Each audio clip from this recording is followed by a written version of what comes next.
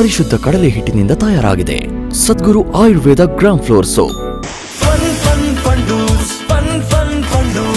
ಮೋಜು ಮಸ್ತಿಗೆ ಇಲ್ಲಿದೆ place, friends family ಎಲ್ಲ ಬನ್ನಿ.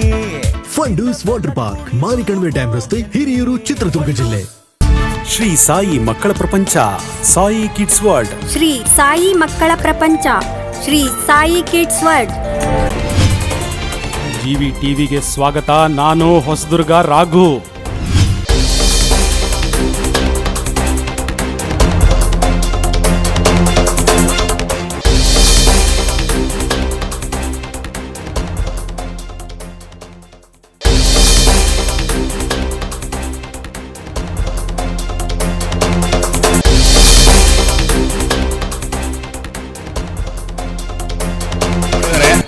ಎಲ್ಲ ಡಾಕ್ಯುಮೆಂಟೇಷನ್ ಆಗಲಿ ಅಥವಾ ಸೇಫ್ಟಿ ಡ್ರೈವಿಂಗ್ ಯಾವ ಥರ ಮಾಡಬೇಕು, ಟ್ರಾಫಿಕ್ ರೂಲ್ಸನ್ನು ಯಾವ ಥರ ಫಾಲೋಅಪ್ ಮಾಡಬೇಕು ಎಲ್ಲ ಹೇಳಿದ್ದಾರೆ. ಅದ್ರ ಜೊತೆಯಾಗಿ ಈಗ ನೀವು ಕೇಳ್ಕೊಂಡ್ರೆ ಉಳಿಯ ಸರ್ಕಲ್ ಎಲ್ಲ ಕೇಳಿದ್ರಲ್ಲ, ಅವಾಗ ನಿಲ್ಲಿಸ್ಕೊಳ್ರಿ. ಬಟ್ ಏನು ಮಾಡ್ತಿರೋದ್ರಿ ಅಲ್ಲಿ ಸೆಕೆಂಡ್ ರೋಡು ಮತ್ತು ಥರ್ಡ್ ರೋಡನ್ನು ಕವರ್ ಮಾಡ್ತಿರೋ ಅಲ್ಲಿ ಸೆಕೆಂಡ್ ರೋಡು ಮತ್ತು ಥರ್ಡ್ ರೋಡಲ್ಲಿ ಬೇರೆ ವೆಹಿಕಲ್ಸ್ ಬರ್ದಂಗೆ ಅಡ್ಡ ಆಗ್ತಿದ್ರಲ್ಲಿ. ಯಾರು ನಿಲ್ಸ್ಕೊಂತಾರೆ ನೋಡಿ, ಸ್ವಲ್ಪ ಗಮನ ಹರಿಸ್ಬೇಕು. ಅದಕ್ಕೆ ಕಂಪ್ಲೀಟ್ ಕವರ್ ಮಾಡ್ತಾ ಇದ್ರ, ಬೇರೆ ವೆಹಿಕಲ್ಸ್ ಓಡಾಗಿ ಬಿಡ್ತಾ ಇಲ್ಲ. ಅಲ್ಲಿ ಎರಡು ರೋಡು ಕವರ್ ಮಾಡ್ತೀರ. ಜೊತೆಯಾಗಿ ಕೊಬ್ಬರಿಪೇಟೆ ಕ್ರಾಸ್ ಇದೆಯಲ್ಲ, ಅಲ್ಲೂ ಸಮೇತನ ನೀವಲ್ಲಿ ಸ್ಟಾಂಡ್ ಮಾಡೋಕ್ಕೆ ಅವಕಾಶ ಇಲ್ಲ. ಅಲ್ಲಿಗೆ ಮೊದಲೇ ಚಿಕ್ಕೋಡಿ ರೋಡಲ್ಲಿ ಉಳಿಯ ಸರ್ಕಲ್ ಈ ಕಡೆ ಮಾಡ್ಕೊಳ್ಳಿ, ಸಮಸ್ಯೆ ಇಲ್ಲ. ಕೊಬ್ಬರಿಪೇಟೆ ಅಲ್ಲಿ ಯಾವುದೇ ಕಾರಣಕ್ಕೂ ವೆಹಿಕಲ್ಸ್ ನಿಲ್ಸಕ್ಕೆ ಹೋಗ್ಬಿಡಿ ಅಲ್ಲಿ, ಯಾಕಂದ್ರೆ ರೋಡ್ ಜಾಸ್ತಿ ಆಗಲ್ಲ ಇಲ್ಲ ಅಲ್ಲಿ. ಅಲ್ಲಿ ಸಮೇತ ಕವರ್ ಮಾಡ್ತಾ ಇದ್ದೀರಾ. ಯಾವುದು ಅಲ್ಲಲ್ಲ, ಅದೆಲ್ಲ ಕ್ಲಿಯರ್ ಮಾಡಿಸ್ತೀವಿ. ನೀವು ಯಾವುದೇ ಕಾರಣಕ್ಕೂ ನಿಲ್ಸಕ್ಕೆ ಹೋಗ್ಬೇಡಿ. ಕೊಬ್ಬರಿಪೇಟೆ ಕ್ರಾಸು ಸೆಕೆಂಡ್ ರೋಡ್ ಅಡ್ಡಾಕ್ಬೇಡಿ, ಮತ್ತೆ ದೊಡ್ಡ ರೋಡ್ ಅಡ್ಡಾಕಕ್ಕೆ ಹೋಗ್ಬೇಡ್ರಿ. ಬಟ್ ಪಕ್ಕದಲ್ಲಿ ಜಾಗ ಇದೆ, ಅದು ಸ್ವಲ್ಪ ರೋಡ್ ಅಗಲ ಇದೆ, ಅಲ್ಲಿ ನಿಲ್ಸ್ಕೊಳ್ಳಿ, ಸಮಸ್ಯೆ ಇಲ್ಲ. ಅದರ ಜೊತೆಯಾಗಿ ತುಂಬ ಜನ ಏನು ಮಾಡ್ತಾರೆ, ಆಟೋಗಳಿಗೆ LED ಬಲ್ಬ್ ಯೂಸ್ ಮಾಡ್ತಿದ್ರು. ಹೌದಾ?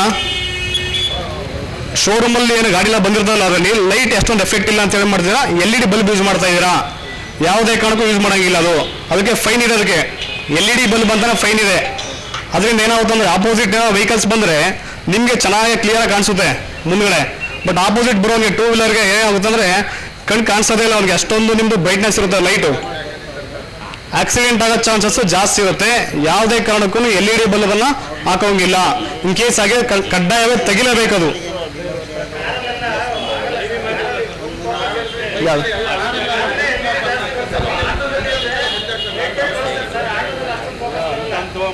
ಅಲ್ಲ ಕೇಳಪ್ಪ, ನೀವು ಎಕ್ಸ್ಟ್ರಾ ಫಿಟ್ಟಿಂಗ್ ಮಾಡಿದ್ರಲ್ಲ, ತೆಗಿಲೇಬೇಕದು.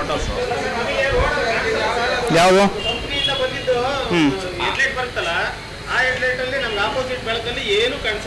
ಮ್ಯಾಕ್ಸಿಮಮ್ ನೀವು ಡೇನೇ ಹೊಡಿತೀರ, ಆಯ್ತಾ? ನೈಟ್ ಹತ್ತು ಹೊಡಿಯುವಾಗ ವೆಹಿಕಲ್ಸ್ ಕಡಿಮೆ ಇರುತ್ತೆ.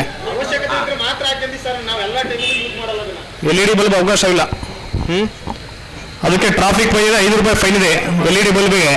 ಮ್ಯಾಕ್ಸಿಮಮ್ ಅವಾಯ್ಡ್ ಮಾಡಲೇಬೇಕು ಅದು. ಅದ್ರ ಜೊತೆಯಾಗಿ ನೀವು ಎಕ್ಸ್ಟ್ರಾ ಫಿಟ್ಟಿಂಗ್ ಆರನ್ಸ್ ಇದಾವಲ್ಲ, ಕರ್ಕಶವಾಗಿ ಸೌಂಡ್ ಮಾಡ್ತಕ್ಕಂಥ ಆರನ್ಸು ಯಾವುದೇ ಕಾರಣಕ್ಕೆ ಅಳವಡಿಸಂಗಿಲ್ಲ. ಅದು ಸಮೇತ ಫೈನ್ ಇದೆ, ಅದು 500 ಫೈನ್ ಇದೆ. ಅದು ಗಮನದಲ್ಲಿ ಎಲ್ಲರಿಗೂ. ಅದ್ರ ಜೊತೆಯಾಗಿ ಯಾವುದೇ ಕಾರಣಕ್ಕೂ 18 ವರ್ಷ ತುಂಬಿಲ್ಲ ಅಂದರೆ ಹುಡುಗನಿಗೆ ಡ್ರೈವಿಂಗನ್ನು ಕೊಡೋಂಗಿಲ್ಲ. ಅದನ್ನು ನಾವು ಮೈನಸ್ ಡ್ರೈವಿಂಗ್ ಅಂತ ಕರಿತೀವಿ ನಾವು. ಇನ್ ಕೇಸ್ ಅಂತಂದರೆ ಕಂಡು ಬಂದರೆ ನಾವು ಕೇಸ್ ಮಾಡ್ತೀವಿ. ಒಂದು ಸರಿ ಕೇಸ್ ಆಯಿತು ಅಂದರೆ 25,000 ಫೈನ್ ಇದೆ. ಜೊತೆಗೆ RC ಓನರ್ಗೆ 1 ತಿಂಗಳು ಜೈಲು ಶಿಕ್ಷೆ ಇದೆ. ಯಾವುದೇ ಕಾರಣಕ್ಕೂ 18 ವರ್ಷ ತುಂಬಿರ್ತಕ್ಕಂಥ ಡ್ರೈವರ್ಗೆ ವೆಹಿಕಲನ್ನು ಕೊಡೋಂಗಿಲ್ಲ. ಕೊಟ್ಟರೆ ಕೇಸ್ ಮಾಡ್ತೀವಿ. ಜೊತೆಗೆ ಕಡ್ಡಾಯವಾಗಿ ಪ್ರತಿಯೊಬ್ಬರು DL ಮಾಡಿಸ್ಲೇಬೇಕು.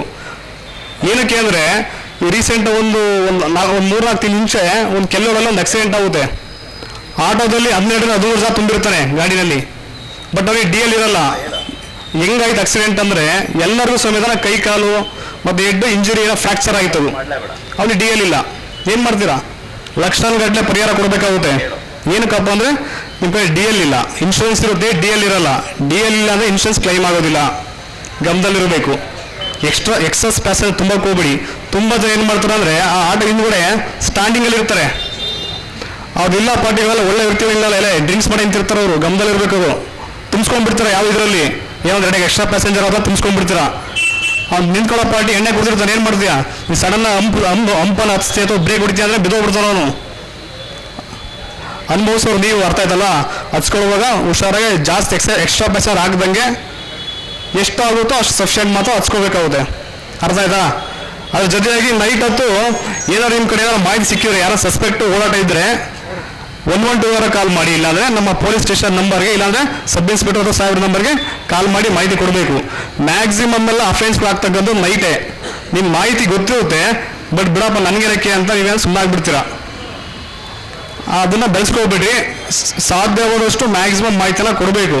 ಅವ್ನು ಬರೀ ಜಸ್ಟ್ ಒಂದು ಆಟೋ ಕುತ್ಕೊಂಡು ಮಾತಾಡೋದಾಗಲಿ ಅಥವಾ ಎಲ್ಲರೂ ಓಡಾಟ ಮಾಡೋದಾಗಲಿ ನೋಡಿ ನಿಮ್ಗೆ ಗೊತ್ತಾಗ್ಬಿಡುತ್ತೆ, ಇನ್ನೇನೋ ಸಸ್ಪೆಕ್ಟ್ ಬೇರೆ ಥರ ಇದ್ದಂಗೆ ಗೊತ್ತಾಗ್ಬಿಡುತ್ತೆ ನಿಮಗೆ, ಅಂಥದ್ದು ಒಂದು ಮಾಹಿತಿನ ಕೊಡಬೇಕು. ಅದ್ರ ಜೊತೆಯಾಗಿ ಇತ್ತೀಚೆಗೆಲ್ಲ ಸೈಬರ್ ಸಾಹೇಬ್ಗಳಿರಲ್ಲ, ಸೈಬರ್ ಫ್ರಾಡ್ಸ್ ಜಾಸ್ತಿ ಆಗಿದ್ದಾವೆ. ಇನ್ ಕೇಸ್ ಸೈಬರ್ ಫ್ರಾಡ್ಸ್ ಆದರೆ 1930ಗೆ ಕಾಲ್ ಮಾಡಿಬಿಟ್ಟು ಕಂಪ್ಲೇಂಟಲ್ಲಿ ಲಾಗ್ ಮಾಡಬೇಕು. ಏನು ಮಾಡ್ತಾರಪ್ಪ ಅಂದ್ರೆ ನಿಮ್ಮ ಮೊಬೈಲ್ಗೆ ತುಂಬ ಜನಕ್ಕೆ ಮೊಬೈಲ್ಸ್ ಲಿಂಕ್ ಕಳಿಸ್ತಾರೆ, ಲಿಂಕನ್ನು ಕಳಿಸ್ತಾರೆ, OTP ಕೇಳ್ತಾರೆ. ಲಿಂಕ್ ಏನೇ ಕಳಿಸ್ತಾರೆ, ಈಗ ನೀವು ಎಕ್ಸಾಂಪಲ್ ನಿಮ್ಮದು ಕೆನರಾ ಬ್ಯಾಂಕಲ್ಲಿ ಅಕೌಂಟ್ ಇದೆ, ಕೆನರಾ ಬ್ಯಾಂಕಿಂದ ನಿಮಗೆ ಕ್ರೆಡಿಟ್ ಕಾರ್ಡು ಸ್ಯಾಂಕ್ಷನ್ ಆಗಿದೆ ಅಥವಾ KYC ಮಾಡಿಸ್ಬೇಕು, ಕಡಿಮೆ ಇಂಟ್ರೆಸ್ಟಲ್ಲಿ ಲೋನ್ ಸ್ಯಾಂಕ್ಷನ್ ಆಗಿದೆ, ಈ ಲಿಂಕನ್ನು ಕ್ಲಿಕ್ ಮಾಡಿ ಅಂತ ನಿಮಗೊಂದು ಮೆಸೇಜ್ ಬರುತ್ತೆ. ಅಂತ ಲಿಂಕನ್ನು ಯಾವುದೇ ಕಾರಣ ಕ್ಲಿಕ್ ಮಾಡೋಕ್ಕೆ ಹೋಗಬಾರ್ದು. ಅದರ ಜೊತೆಯಾಗಿ ಬ್ಯಾಂಕ್ ಕಡೆಯಿಂದ ಬ್ಯಾಂಕ್ನವರಂತ ಅನ್ನೋನ್ ಕಾಲ್ಸ್ ಬರುತ್ತೆ, ನಿಮಗೆ OTP ಬಂದಿದೆ, ನಿಮ್ದೇನೋ KYC ಮುಗಿದೋಗ್ಬಿಟ್ಟಿದೆ, ಮತ್ತೆ KYC ಮಾಡಿಸ್ಬೇಕು, OTP ಬಂದಿದೆ, ಬ್ಯಾಂಕ್ ಮ್ಯಾನೇಜರ್ ಕಾಲ್ ಮಾಡ್ತಾ ಇರೋದು, OTP ಹೇಳಿ ಅಂತ ಹೇಳ್ತಾರೆ. ನೀವೇನು ಮಾಡ್ತೀರಾ, ಒಂದು ಬ್ಯಾಂಕ್ ನನ್ನ ಅಕೌಂಟ್ ಇದೆ ಕೆನರಾ ಬ್ಯಾಂಕಲ್ಲಿ, ಯಾರ ಬ್ಯಾಂಕ್ನವರೇ ಕಾಲ್ ಮಾಡಿದಾರೆ ಅಂತ ಏನು ಮಾಡ್ತೀರಾ, OTP ಹೇಳ್ತೀರಾ. ಇಮ್ಮಿಡಿಯೇಟ್ ನಿಮ್ಮ ಅಕೌಂಟ್ ಇರ್ತಕ್ಕಂಥ ಅಮೌಂಟ್ ಎಲ್ಲ ಕಟ್ ಆಗುತ್ತೆ. ಅರ್ಥ ಆದ್ರಲ್ಲ. ಯಾವುದೇ ಕಾರಣಕ್ಕೆ ಲಿಂಕ್ಗಳನ್ನ ಕ್ಲಿಕ್ ಮಾಡೋದಾಗಲಿ, OTP ಹೇಳೋದಾಗಲಿ, ಮತ್ತು ವಾಟ್ಸಪ್ಪಲ್ಲಿ APK ಫಿಲ್ಸ್ ಅಂತ ಬರುತ್ತೆ, ಇವನು ಯಾವುದೇ ಕಾರಣಕ್ಕೂ ಕ್ಲಿಕ್ ಮಾಡೋಕೆ ಹೋಗಬೇಡಿ. ನಿಮಗೆ ಗೊತ್ತಿಲ್ಲ ಅದ್ರ ಬಗ್ಗೆ ಐಡಿಯಾ ಇಲ್ಲ ಅಂದರೆ ಅವಾಯ್ಡ್ ಮಾಡೋದು ಬೆಸ್ಟ್. ಅದು ಮುಂಚೆ ಹೆಂಗಿತ್ತು ಅಂದರೆ ಅಕೌಂಟಲ್ಲಿ ಅಮೌಂಟ್ ಇದ್ದರೆ 100% ಸೇಫ್ ಇತ್ತು, ಕ್ಯಾಶ್ ಇದ್ದರೆ ನಾನು ಕಳ್ಕೊಂಡ್ಬಿಡ್ತೀನಿ ಅಥವಾ ಬೇರೆ ಕಳ್ಳ ಬಂದು ಕದ್ಬಿಡ್ತಾನೆ ಅನ್ನೋ ಒಂದು ಮೈಂಡ್ ಸೆಟ್ ಇತ್ತು ಮುಂಚೆ. ಬಟ್ ಈಗ ಉಲ್ಟಾಗಿದೆ. ಈಗ ಅಕೌಂಟಲ್ಲಿ ಲಕ್ಷಗಟ್ಟಲೆ ದುಡ್ಡು ಇರುತ್ತೆ, ಈ ನೆಕ್ಸ್ಟ್ ಸೆಕೆಂಡ್ಗೆ ಇಲ್ದಂಗೆ ಆಗ್ಬೋದು, ಆ ಥರ ಅನ್ಸೇಫ್ ಇದೆ ಅಕೌಂಟಲ್ಲಿ. ಅರ್ಥ ಆಯ್ತಾ. ಕ್ಯಾಶ್ ಇದ್ದರೆ ಮ್ಯಾಕ್ಸಿಮಮ್ ಉಳ್ಕೊಳ್ತಂಥ ಚಾನ್ಸಸ್ ಜಾಸ್ತಿ ಇರುತ್ತೆ. ಅರ್ಥ ಆಯ್ತಾ. ಅದಕ್ಕೆ ಮೊಬೈಲನ್ನು ಬಳಸುವಾಗ ಭಾಳ ಹುಷಾರಾಗಿ ಬಳಸಬೇಕು. ಫೇಸ್ಬುಕ್ಕು, ವಾಟ್ಸಪ್ಪು, ಇನ್ಸ್ಟಾಗ್ರಾಮ್, ಯೂಟ್ಯೂಬಲ್ಲೆಲ್ಲ ನಿಮಗೆ ಗೊತ್ತಿರತಕ್ಕಂಥ ಫ್ರೆಂಡ್ಸನ್ನು ಅಕ್ಸೆಪ್ಟ್ ಕೊಡಬೇಡಿ. ಅವ್ರ ಕಡೆ ವೀಡಿಯೋ ಕಾಲು ಚಾಟಿಂಗ್ ಮಾಡೋದಾಗಲಿ ಅವಾಯ್ಡ್ ಮಾಡ್ಬೇಕು ಮ್ಯಾಕ್ಸಿಮಮ್. ನೀವೇನು ಮಾಡ್ತೀರಾ, ಪ್ರೊಫೈಲ್ ನೋಡ್ಬಿಟ್ಟು ಹುಡುಗಿ ಅಂದ್ಕೊಂಡು ಚಾಟ್ ಮಾಡ್ತೀರಾ, ನಿಮ್ಮ ಜೊತೆ ಹುಡುಗನೇ ಚಾಟ್ ಮಾಡಿರ್ತಾನೆ, ಬಟ್ DP ಮಾತ್ರ ಹುಡುಗಿದಿರುತ್ತೆ. ನೀವೇನು ಮಾಡ್ತೀರಾ, ಹುಡುಗಿನ ಚಾಟ್ ಮಾಡ್ತೀರಾ, ವಿಡಿಯೋ ಕಾಲ್ ಸ್ಟಾರ್ಟ್ ಮಾಡ್ತೀರಾ, ಕೊನೆಗೆ ಬ್ಲ್ಯಾಕ್ ಮೇಲ್ ಮಾಡ್ತಾರೋ. ಅರ್ಥ ಆದ್ರಲ್ಲ. ನೀವು ವಿಡಿಯೋ ಕರೆ ಮಾಡಿರ್ತಾರಲ್ಲಪ್ಪ,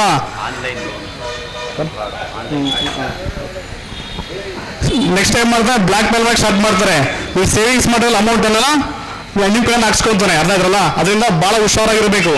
ಸೋಷಿಯಲ್ ಮೀಡಿಯಾನ ಭಾಳ ಏನು ಮಾಡ್ತಾರೆ ಫ್ರಾಡರ್ಸು, ಒಂದು ಪ್ಲಾಟ್ಫಾರ್ಮ್ ಆಗಿ ಯೂಸ್ ಮಾಡಿಕೊಂಡು ಭಾಳ ಫ್ರಾಡ್ ಮಾಡ್ತಿದ್ದಾರೆ. ಭಾಳ ಹುಷಾರಾಗಿ ಯೂಸ್ ಮಾಡಬೇಕು. ಸಾಧ್ಯವಾದಷ್ಟು ನಿಮ್ಮ ಮನೆಗಳಲ್ಲಿ CC ಕ್ಯಾಮ್ರಾಗಳನ್ನು ಅಳವಡಿಸಬೇಕು. ಏನಕ್ಕೆ ಅಂತೆಲ್ಲ ಗೊತ್ತಿದೆ, ದಿನನಿತ್ಯ ಎಲ್ಲ ಕೇಳಿರ್ತಿಲ್ಲ, ಮನೆ ಕಳ್ತನ ಆಗಿದ್ದಾವೆ, ಚೈನ್ ಸ್ನ್ಯಾಚಿಂಗ್ ಆಗಿದೆ, ಎಲ್ಲ ಮಾಹಿತಿನ ಕೇಳಿರ್ತೀರ. ಒಂದು ಕ್ಯಾಮ್ರಾ ನಿಮ್ಮ ಮನೆಯನ್ನು 24 ಗಂಟೆ ಒಬ್ಬ ಸೆಕ್ಯೂರಿಟಿ ಗಾರ್ಡ್ ಯಾವ ಥರ ಕಾಯ್ತಾನಲ್ಲ, ಆ ಥರ ಒಂದು ಕ್ಯಾಮ್ರಾ ಕಾಯುತ್ತೆ. ನೀವು ಬೇಕಾದ್ರೆ ಎಲ್ಲಿ ದೇಶಾದ್ಯಂತ ಎಲ್ಲಿ ಬೇಕಾದ್ರೆ ಇರಬೇಕು. ಅರ್ಥ ಆಯ್ತಲ್ಲ. ನಿಮ್ಮ ಮೊಬೈಲಲ್ಲೇ ನಿಮ್ಮ ಮನೆ ಹತ್ರ ಏನು ಇನ್ಸಿಡೆಂಟ್ ಆಗ್ತಿವೆ, ಯಾರ್ಯಾರು ಬಂದು ಹೋಗ್ತಿದ್ದಾರೆ, ಪ್ರತಿಯೊಂದು ವಿಚಾರಗಳು ಗೊತ್ತಾಗುತ್ತೆ ನಿಮಗೆ. ನೀವು ಮೊಬೈಲಲ್ಲೇ ಕ್ಯಾಮ್ರಾ ಕನೆಕ್ಟ್ ಮಾಡ್ಕೊಂಡು ನೋಡ್ಕೋಬೋದು. ಒಂದು 5,000 ರೂಪಾಯಿ ಖರ್ಚು ಮಾಡಿದರೆ ಒಂದು ಕ್ಯಾಮ್ರಾ ಸಿಗುತ್ತೆ, ಮೊಬೈಲ್ಗೆ ಕನೆಕ್ಟ್ ಮಾಡ್ಕೋಬೋದು, ಸಿಮ್ಮು ಮತ್ತು ಮೆಮೊರಿ ಕಾರ್ಡ್ ಹಾಕಿದ್ರೆ. ಅರ್ಥ ಆಯ್ತಲ್ಲ. ಈಗ 5,000 ರೂಪಾಯಿ ಖರ್ಚು ಮಾಡಿದರೆ ನೆಕ್ಸ್ಟು ಲಕ್ಷಗಟ್ಟಲೆ ದುಡ್ಡು ಹೋಗುತ್ತಲ್ಲ ಅಂತ ತಡೆಯಬಹುದು. ಅದೇ ದಯವಿಟ್ಟು ಪ್ರತಿಯೊಬ್ಬರೂ ಸಾಧ್ಯವಾದಷ್ಟು ಮನೆಗಳಿಗೆ CC ಕ್ಯಾಮ್ರಾ ಹಾಕ್ಸ್ಕೋಬೇಕು. ಅರ್ಥ ಆಯ್ತಲ್ಲ.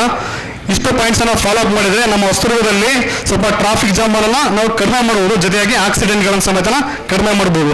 ಇದಕ್ಕೆ ನಿಮ್ಮ ಸಹಕಾರ ತುಂಬ ಅವಶ್ಯಕವಿದೆ, ಸಹಕರಿಸಬೇಕು. ಕಡ್ಡಾಯವಾಗಿ ಇಷ್ಟೊಂದು ಹೇಳಿದ ಪಾಯಿಂಟ್ಸನ್ನು ಇಂಪ್ಲಿಮೆಂಟೇಷನ್ ಮಾಡಲೇಬೇಕು ನೀವು. Okay, thank you.